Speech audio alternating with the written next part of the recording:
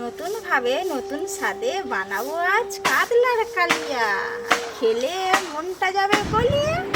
প্রথমে মাছগুলো কেটে ধুয়ে নুন, হলুদ, গোলমরিচ, লেবুর রস দিয়ে ভালো করে মাখিয়ে নিয়ে কড়া গরম হলে কড়াই তেল দিয়ে মাছগুলো ভেজে নেব। আমার মাছগুলি ভাজা হয়ে গিয়েছে। ওই তেলেতে কাজু বাদাম, শুকনো লঙ্কা, পেঁয়াজ, রসুন, আদা একসাথে হালকা ভেজে নিয়ে শিলে বেটে নেব। কড়াই আর একটু তেল দিয়ে গরম মশলা, বাটা মশলা একটু নেড়ে চেড়ে নুন, হলুদ, অল্প একটু জল দিয়ে কষে তেল ছাড়তে শুরু করলে পরিমাণ মতো জল দিয়ে 2 মিনিট ফুটিয়ে মাছগুলি এক এক করে দিয়ে দেব।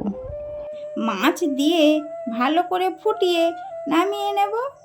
আমার কালিয়া রেডি। আপনারাও করবেন আর খেয়ে দেখবেন। আর আমার মেয়েকে এবার আমি খেতে দেব।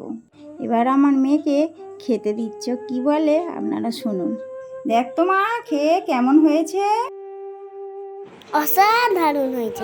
বাড়িতে করে খাবে। টাটা। টাটা।